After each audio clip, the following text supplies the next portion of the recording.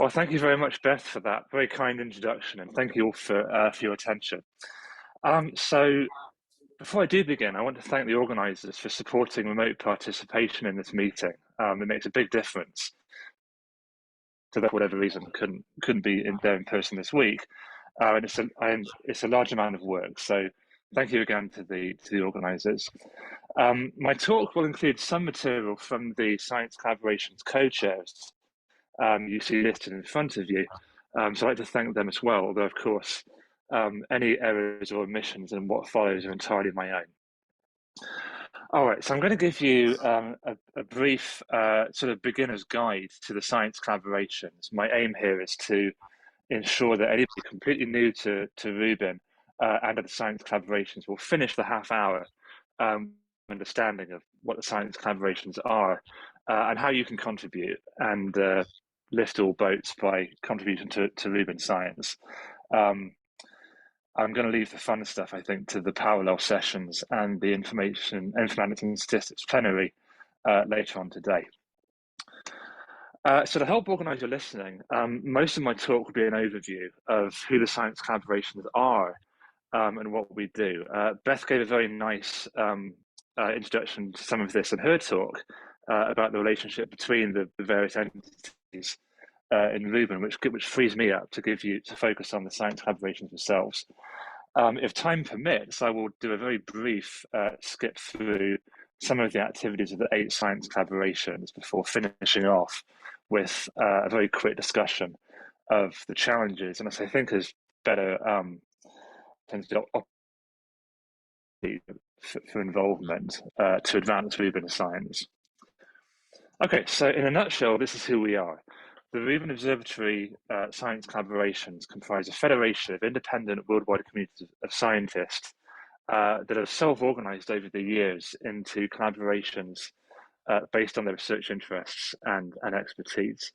And I think from anybody's viewpoint, the kind of science that Rubin will enable is transformative to a huge range of science areas. You can see that just by looking at the program for this conference this week. As Fred pointed out, there are yes? Excuse me, you're coming off just a bit choppy, so we recommend that you turn off your video so we gain some bandwidth with that for the audio. I have no problem turning off my video. Let me see if I can find the control here. Okay, thanks, Fred. If it continues to be choppy, someone please tell me, and I'll sort of make sure that I can phrase things, with enough time to say them. Okay, where was I? Yes, so the fun stuff will happen this week in the for the science collaborations in the parallel sessions and in the informatics and statistics plenary this afternoon. You can read more about these in the actual sessions themselves. But like I say, by any measure, the science that Rubin will enable will transform an immensely broad amount of astronomy, all the way from very, very local in our solar system, all the way out to the edge of the universe. And so to try to kind of get our arms around this as a community, the science collaborations are self-organized into these autonomous teams that you see here. There's by now a little over 2,000 individuals actually involved in science collaborations with members all over the globe, from all the continents apart from Antarctica. I think you can see from the donut plot on the right, on the left here, that about half of the science collaboration members list the Dark Energy Science Collaboration as their primary affiliation. The remaining 1,000 or so people list the other 7 science collaborations as their primary affiliation. But clearly there's an enormous range of science that can be done here. And in case I forget to mention it, many people are members of more than one science collaboration, because obviously I think the science advancing one science area can help other science areas as well. So for example, DESC has connections with, I think, every single science collaboration one way or another. So many people are involved in more than one science collaboration. The science collaborations now are organized in such a way as to be welcoming and inclusive as possible to enable the broadest range of science possible. They're set up with a low threshold for involvement to earn membership. There are no membership fees. There's no requirement to be affiliated with any organization. You don't have to be part of a university or part of a lab. You can join this as an individual. There is no requirement set by the Federation of the 8 Science Collaborations on time commitment for basic membership, although the individual science collaborations may choose to set their own requirements and to tier their membership depending on how much effort they feel is necessary. And from the observatory, there is no constraint on requiring data rights status to join a science collaboration. However, depending on the needs of the science collaborations, some collaborations may, for good reason, decide to set their own requirements on data rights to join. You can read more about those on the individual science collaboration websites. In case I forget to mention it, by the way, the rights and responsibilities of the science collaborations are set out in this Federation Charter that is linked from the slide here. And if you just Google science collaboration, Rubin Science Collaborations Charter, you will see the charter come up pretty soon. Okay, so to try to advance the science and to try to help the project be a scientific success, the Rubin Science Collaboration activities break down roughly along the lines that you're seeing on the slide in front of you. So I'll show some examples of the kind of things the science collaborations are doing along all of these lines to really sort of grow the community and improve the science of the facility. I think the most obvious of these avenues is, of course, preparing for the LSST survey of the Rubin Observatory.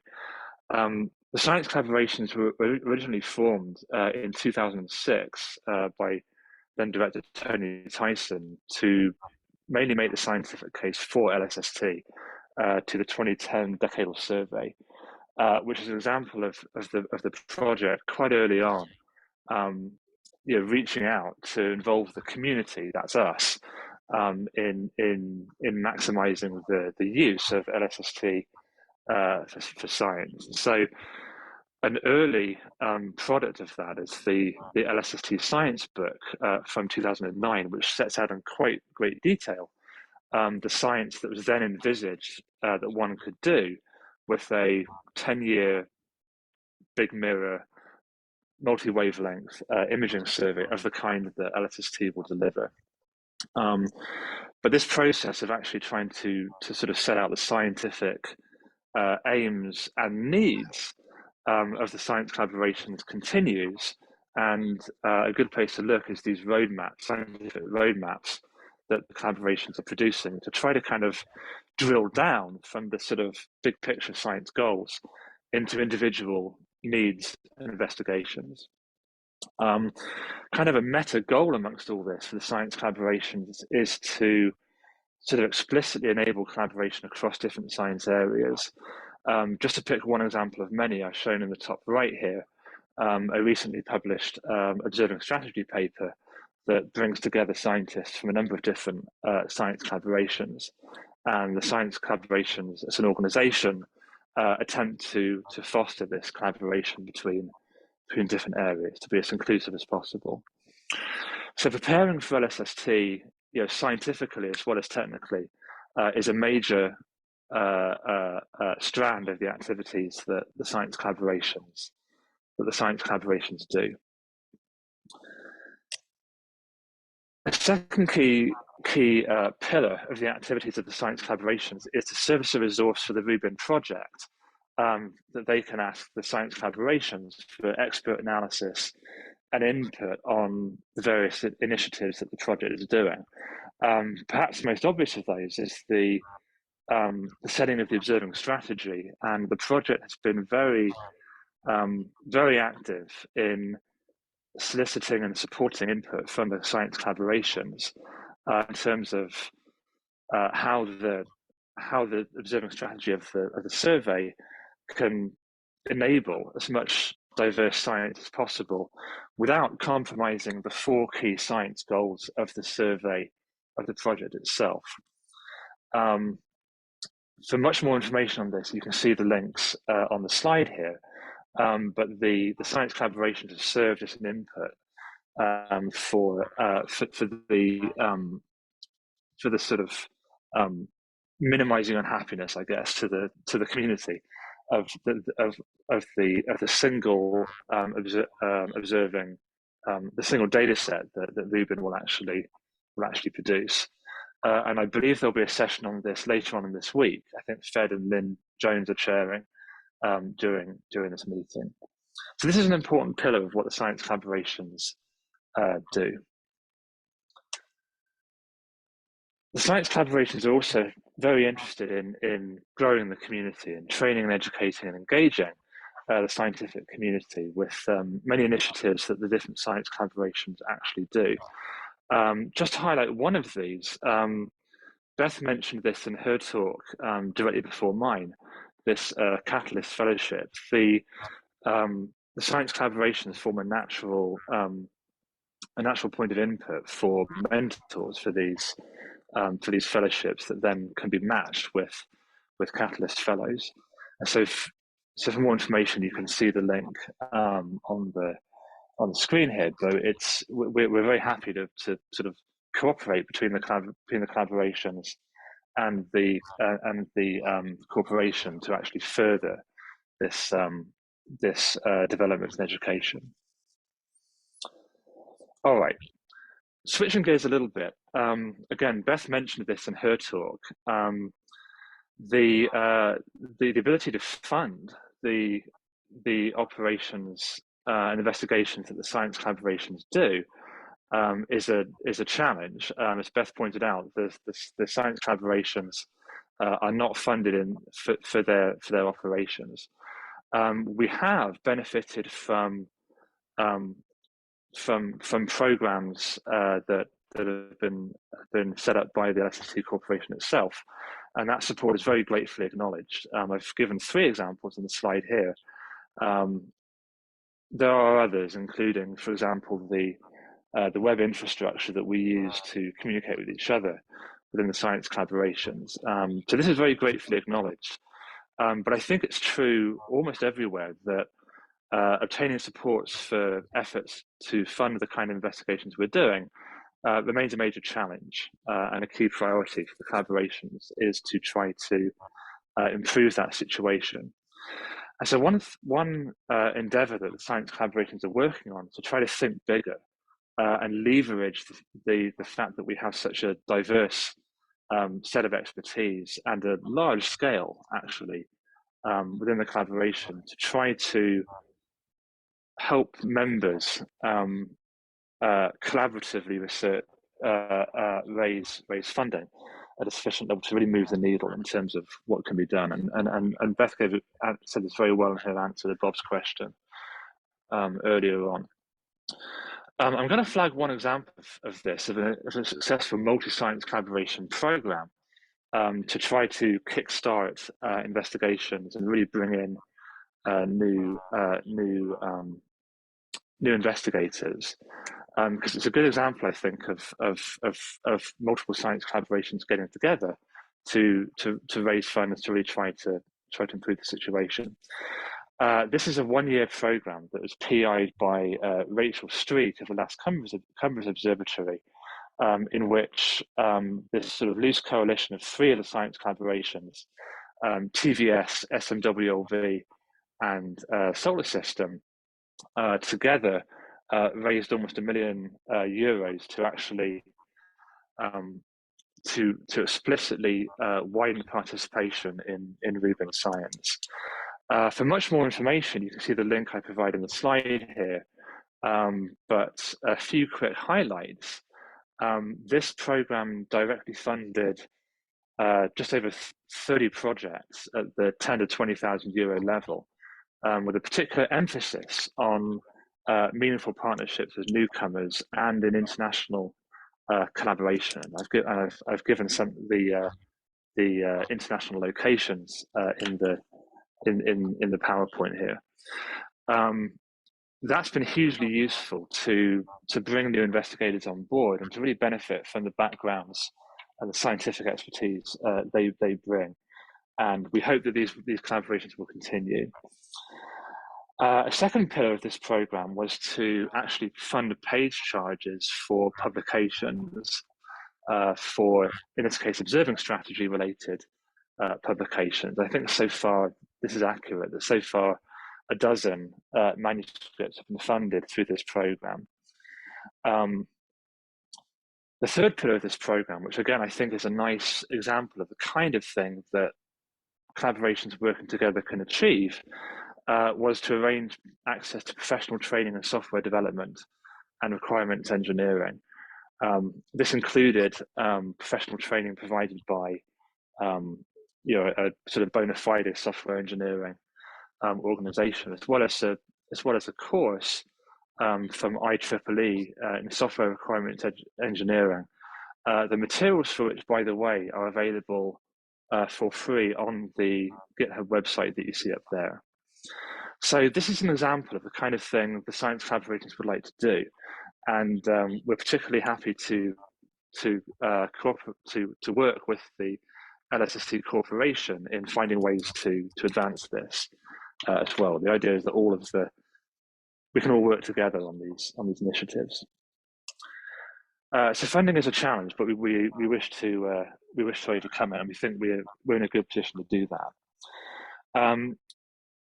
Related issue, you'll hear much more about this later in the week, excuse me, but one of the activities the science collaborations do to help sort of raise the science of the project is to direct the international in-kind contributions, kind of fold them in to the science efforts underway to maximize the utility of these contributions for the project and for the science. And so I'm showing here on the slides this nice figure that Phil Marshall provided a couple of months ago now, just to give a sense of the sort of breadth of in-kind contribution and the amount of different areas that these actually contribute to. And again, there'll be some great sessions later on this week that we'll focus on these.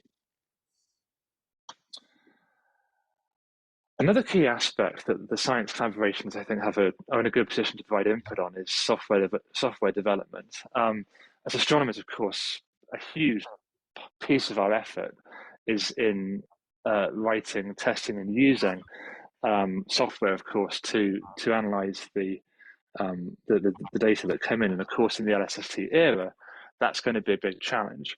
So the science collaborations, I think, organically have been developing their own ways to do this.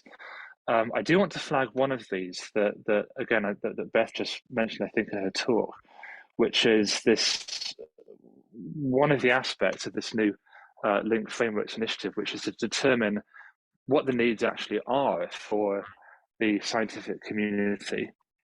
I think Beth mentioned the Flatiron workshop earlier on this year, which is a great opportunity, I think, for scientists to provide input into this key question. What software development is actually needed? What wheels shouldn't be reinvented? And so we will be involved in providing community input into this important process of actually determining where the gaps are and what is needed, and how the collaborations and the project can sort of mutually benefit from these efforts. Okay. But of course, all of this effort would be for nothing if it wasn't done in such a way that everybody benefits from it. And the science collaborations take these issues of diversity, equity, and inclusion very seriously. Now, all of the science collaborations, to one level or another, have started initiatives to ensure that their efforts are as inclusive and sort of non-gatekeeping as possible. And as part of the process of actually federating into this sort of umbrella organization, we have formed a diversity, equity, and inclusion council of the science collaborations to make sure that as a group, the science collaborations maximize their inclusivity as collaborations. And so you can see on the screen in front of you the membership of this DEI council, which really has this goal to sort of make sure that the collaborations as an organization benefit from each other's experiences and activities to widen participation and ensure that nobody is left behind. We're still working on the remit of this organization with the intention to post the charter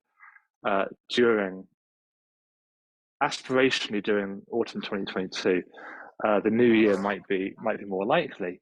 But if you have any input on this, please let us know. The easiest way at the moment to do that is just to email me at the address you see here, but this is something that we're taking very seriously. You'll notice that the membership of this council includes members, representatives from agencies and from NOAA Lab itself. And so part of this effort is to try to coordinate, make sure we're all singing from the same hymn sheet, if you like, that all going in the same direction for these activities. Okay. There's no way I have time to go through this slide in any detail, so I won't go through this. But the real punchline of this is that the science collaborations are plugged into all the elements of the Rubin ecosystem that Beth mentioned in her talk, and so the project listens to the science collaborations listen to the project, and this is a natural venue for us to help the project to produce the best science possible. This is who we are. The collaborations are a federation of independent worldwide communities which exist to really help everybody scientifically. We help the project improve the science, and we help the scientific community realize the scientific dividend from the LSST project, LSST survey of the Rubin project. Okay, let's see, where are we? All right. Don't have a lot of time to go through in much detail what the 8 science collaborations do, so I think in the interest of allowing time for questions, I'll content myself with just showing some of the key personnel in this, and you can ask me later if you have any questions. Just as a reminder, this is when the different science collaborations have their parallel sessions and plenaries during the week. So I'll very quickly go through who the science collaborations are, and then I think I'll finish and leave some time for discussion. All right, so the Solar System Collaboration, Meg Schramm and David Trilling are Meg and David here. There's a parallel session later on today, run by UMichigan and Meg Schramm, and their URL is here on the screen in front of you. DESC, Dark Energy Science Collaboration, is the largest of the science collaborations. Its spokespeople are Katrin Heitman here and Renee Hlozek, and I apologize to Renee if I've mispronounced this. There's a parallel session of this later on today, so you can learn about all the great things that DESC does. I recommend, by the way, anybody interested in joining any of these, please look at after the meeting. Perhaps the slides contain more information than I've had time to go through here. Informatics and statistics is in some way fundamental to everything that the science collaborations are doing. Their mission is to optimize LSST science by enabling and improving the state of informatics and statistics amongst collaboration members. And there's a plenary later on today that will cover this in a bit more detail. You get the sense of what the collaboration here is actually doing. TVS, transients and variables, is extremely active in a wide range of investigations for all forms of time domain variability. And there'll be a parallel session about this on Tuesday. TVS has been particularly active in addition in justice, equity, diversity, and inclusion issues, which I commend you to view for more information on how collaborations can do this. All right. Galaxies has a parallel session on Tuesday, and I think I've got the co-chairs of that session correct here. Among the many activities that Galaxies are involved with is really trying to explore this revolution in discovery space that LSST will produce for sort of many areas of galactics of extragalactic science that you can learn much more about in the parallel session later on this week. But that's going to be really exciting to see. As Beth mentioned, several of the early science collaborations have merged into this sort of unwieldy acronym that my autocorrect never knows quite what to do with, which is STARS Milky Way Local Volume. This has the overarching goal of understanding the accretion history and structure of the Milky Way galaxy and the populations within it. So this goes all the way from brown dwarfs through the interstellar medium and galactic structure, all the way out to nearby dwarf galaxies. And there's an enormous amount of activity in this that you can learn more about in the parallel session on Wednesday. If you're interested in strong lensing, the strong lensing science collaboration is a good destination for you. They're doing all kinds of exciting science about what you can do with these gravitational telescopes to look at very large, very distant objects, but also in the mass distribution itself. All kinds of interesting science is enabled by LSST in this science area. And finally, active galactic nuclei is a extremely active collaboration which has undergone a period of growth quite recently. And for all of the great work that active galactic nuclei do, I point you to the parallel session later on this week, chaired by Angelika Dragana and Neil. Like I say, for more information on all of these great science collaborations, please look at their websites or at the slides for this talk.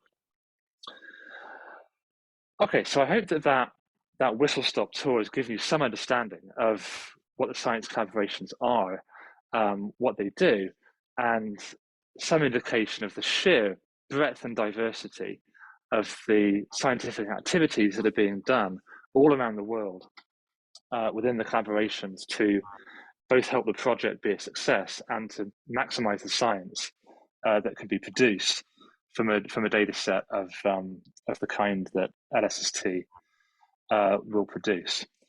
To finish up, I'm going to just leave, I think, this slide up here. I think at this point there are three main challenges that the science collaborations are facing. I mentioned the funding issue, both in terms of the activities of the science collaborations themselves, in terms of organizing the science collaborations, and in terms of where the sort of rubber hits the road, in terms of the actual investigations done by the scientists in the science collaborations. That continues to be a challenge. But as I've argued, we're a collaboration of more than 2,000 individuals across a huge range of sciences. So it should be possible for us to leverage that diversity and overlap of expertise to fund investigations in a way that would be very difficult for smaller groups to actually do. And I'm excited for us to work with the LSST Corporation to find new avenues to do this and to support the corporation in its efforts to do the same. I think this is obvious for any project that is advancing beyond the state of the art in many fields simultaneously. there are many technical and scientific challenges that still remain, even in terms of determining what one can do with the LSST dataset for the huge raft of science that LSST will actually enable. My response to that challenge is that, in some sense, this is what the science community is for. We are a great venue to help meet these challenges. And people watching this talk, I'm sure you have your own ideas for how to advance the science in your own area. So it would be great to add your effort to the Science Collaborations effort. And the final challenge I want to highlight is that there's an enormous range of time availability among the people who do work for these science collaborations, all the way from, we have senior faculty all the way to new grad students down to undergraduates. Everybody is person power limited. All the science collaborations, I think it's accurate to say, are in need of additional effort. From that perspective, it's very exciting that we are where we are, because with First Light for LSST being just around the corner, this is a perfect time to join. There's many opportunities to add your contribution to the science that LSST will actually do.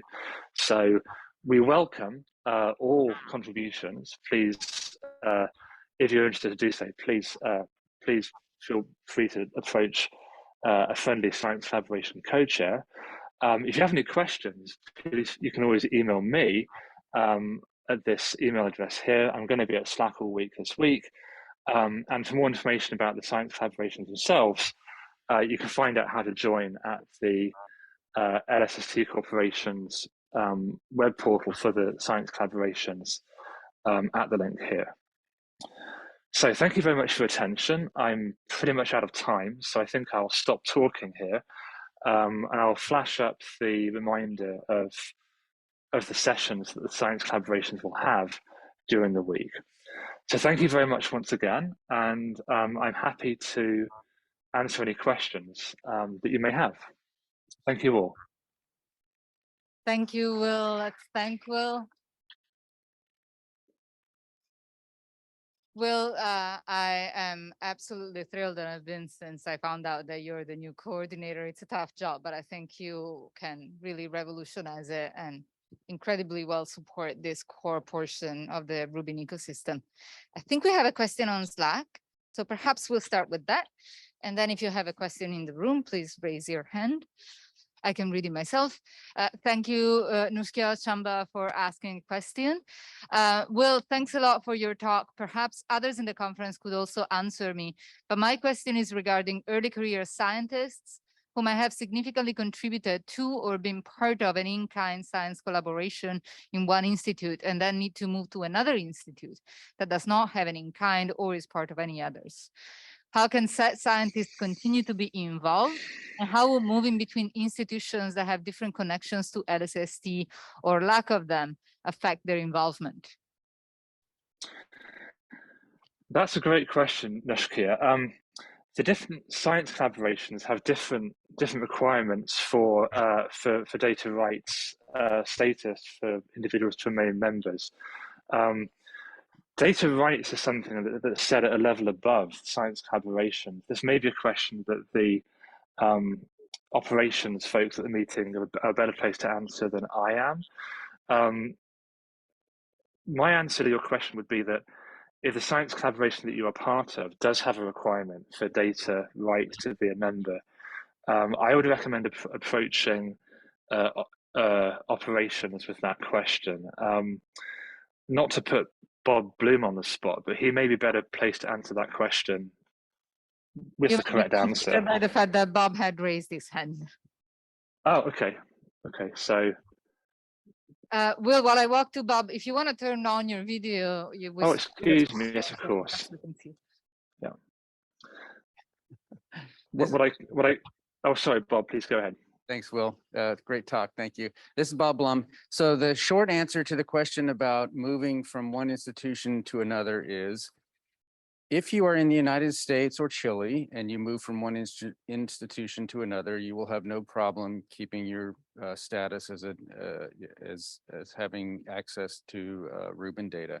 If you are in one of the other international institutions that has data rights and you move, then you can move and take your data rights with you for a 2-year grace period while you find access to another institution that has data rights. So suppose you move to a place that already has data rights, then you will have to work with that institution to get long-term data rights to continue at the new institution, but you still have 2 years as a researcher grace period with your original data rights. Thank you, Bob. And may I add and emphasize what Will said, which is that the science collaboration participation doesn't, as a rule, depend on data rights access, although specific science collaborations may limit your participation based on data rights. Do we have any other questions in the room? Will, I have a question. And as we finish construction and enter operations, what do you expect in terms of influx of new members of the science collaboration? And how do you expect the science collaboration will be able to handle new participants and involve them effectively in the work of the science collaboration as we get data? Yeah, thanks for the question, Phil. I'm really excited about the influx we can expect from early career researchers. As others have pointed out, within one grad student time frame of first data with Rubin. So my expectation as coordinator is that this will bring even more talent into the collaborations who have their own great ideas that we haven't thought of yet for how the data might be improved and exploited.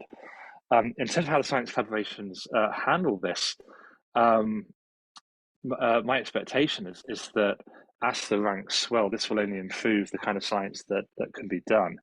The science collaborations themselves, which are autonomous collaborations within the federation, I think are best placed to determine precisely how they sort of handle and direct that effort. But the loose model so far of having sort of pools of effort that individuals contribute to has worked fairly well. So I have a sort of fairly simplistic view at the moment, which is that yes, we expect a big influx of early career researchers in particular, and yes, that will only be helpful for the science. Thank you, Will. Let's thank